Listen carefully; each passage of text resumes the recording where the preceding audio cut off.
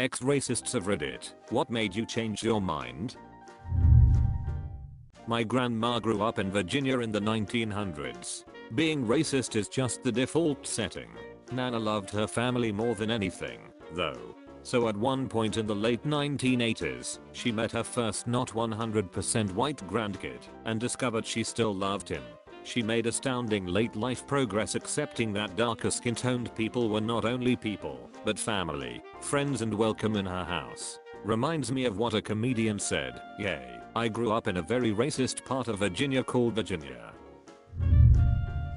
I never made the choice really to be racist, but I grew up in South Mississippi and my family wasn't overtly racist, but they were the kind to say racist things behind closed doors and didn't allow us to watch TV shows such as The Cosby Show or Fresh Prince and definitely no rap music in the house. I absolutely fell in love with a lot of black artists in the early 90s. I loved the hip hop scene at the time and holy shit Fresh Prince was the best sitcom on television. I played football with 80% black guys and worked at Pope's Chicken with over half the staff being black. I guess you can say my own real world exposure despite their attempt to shelter me changed me. I cringe at some of the vernacular I used in my early youth, as the N-word was the same as black in my house. I literally was not raised to know that was a bad word. I'm glad that from the age of maybe 12 on I learned to love all people on my own. My whole family is quite racist. When I was little I was trying to wrap my head around the rules of the world, so I thought it was as simple as different teams. Blacks vs whites was just like the Red Sox vs the Tigers. Then my grandmother starts going on about how horrible Polish people are and how I'm never to talk to them. So I'm psyched. Screw those Polish people, whatever color they are, we are mortal enemies. Then she points out our Polish neighbor to me. But she's white. I point out to my grandmother that she's white, so we are on the same team. My grandmother says no, that she's a mixed breed. I point out that my great-granddad was a Shoshone Indian and that I'm a mixed breed. She says that doesn't count. That's when I realized she was just making up the rules and I wasn't going to play games with someone who couldn't stick to the rules. A guy I worked with said he was neo-Nazi as a teenager and ended up in prison somehow. He hated Jews for some reason, and blacks.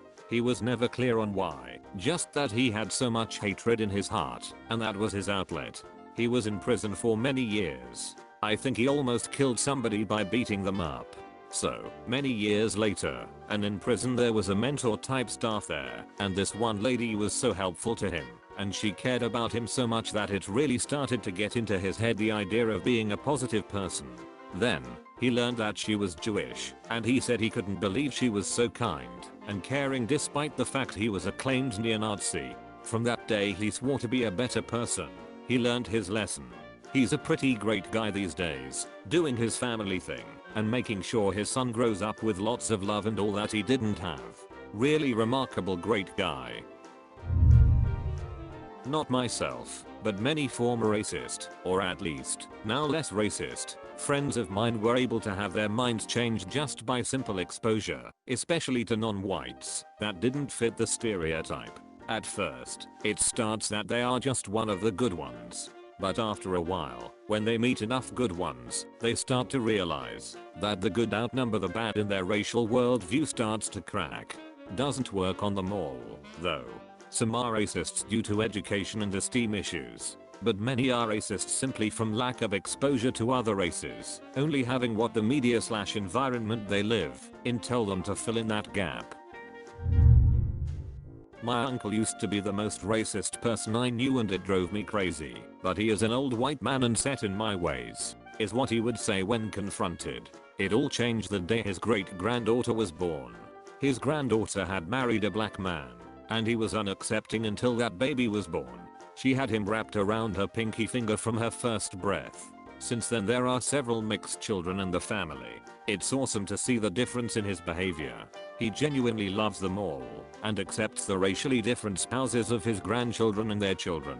If he hears anyone being racist he shuts it down. I wasn't actively racist when young, but my surroundings did affect me. I never once considered myself racist until I started noticing that at times I would look at a black person and think they're lucky for living in my country. Caucasian majority. This made me start to question myself. Why was I having those thoughts? I guess I had just been subliminally raised that way. You see someone dirty, you think ugh. Take a shower. You see someone black, you think ugh. Go back to where you came from. Only after realizing this did I start to actively try to rewire my brain, so to say. Glad those times are way beyond me now.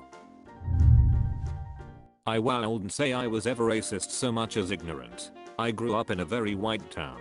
If I had stayed there, I probably would have been just as ignorant and my only exposure to other cultures would be the media. I got out and work in a large city with a multicultural workforce. So basically, meeting people from other countries / cultures and realizing that we are all pretty much the same, and good case could be made that I was racist as a kid when I was raised by and surrounded by racists for my entire childhood. Stopped pretty quick when I joined the army, since I got out of that small shithole southern town echo chamber. Experienced we were all equally shitty in Uncle Sam's eyes. Watched another recruit get ftad for calling another recruit the N-word. Witnessed a drill sergeant yank 2 recruits out and smoked the shit out of them for flashing gang signs. And just generally got the idea that racism and tribalism was incohesive and destructive. Didn't fully stop for a while longer, though. Took decades to quit hearing my dad or mom in my head when I saw a black guy go down the street, going, "Watch out for that N." Shit is pervasive about being the first thing that pop up on reflex in your head. Squash it the next, but it still was the first for a while. Sesame Street. I'm not even joking. Was raised in a slightly racist household in a pretty racist state. Seeing kids of all colors playing together made me wonder why my mom wouldn't let me play with certain people. It kind of snowballed from there. Edit. I'm so happy that my top post is about Sesame Street's war on racism. Growing up in the deep south and living with my family, I was raised to be racist and despise and look down on anyone not like me. The things I said that my father would cheer me point on makes me disgusted still, and I feel I have to amend myself all the time. I started dating my now wife at the end of high school. She loved all races. She didn't treat anyone different.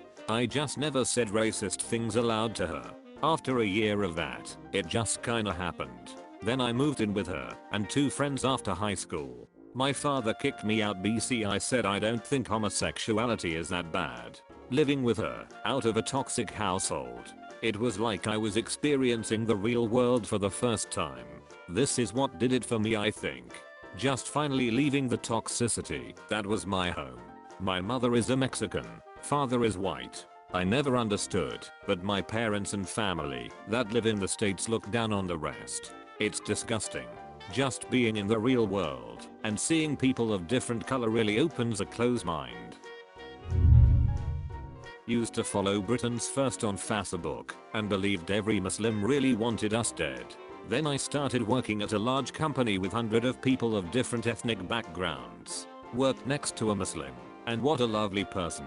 Completely changed the way I thought and felt about people and life in general. I wish more people could have the experiences I had at the company to change their perspective. Rubbish company to work for, but what amazing colleagues.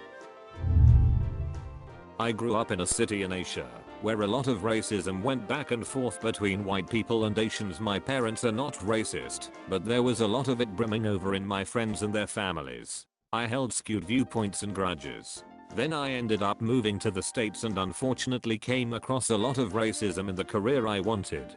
What really made a huge difference was not only talking to people, but reading what people of other races write about their lives. Writing really lets people lay it all out and explains their lives and experiences for us to read and reread and fully understand. That made a huge difference for me and still does. Platforms like this and Twitter etc. can help too. I'm 40. I grew up on a small farm in Indiana with a dad who made racist jokes a lot. I had a half brother who visited every other weekend who lived closer to Indy. He introduced me to Room and I was hooked. I've had a love for hip hop my whole life. Imagine a 12-year-old farm boy listening to KRS-One in his room. If my dad heard it, he would yell, "Turn that N***** music down." It made me question almost everything that my dad said. Don't get me wrong, I love my dad, and I don't believe he would ever treat a black person poorly, but he knows to not make racist jokes around me, or he's gonna hear about it. Thanks for watching. Please hit like and subscribe.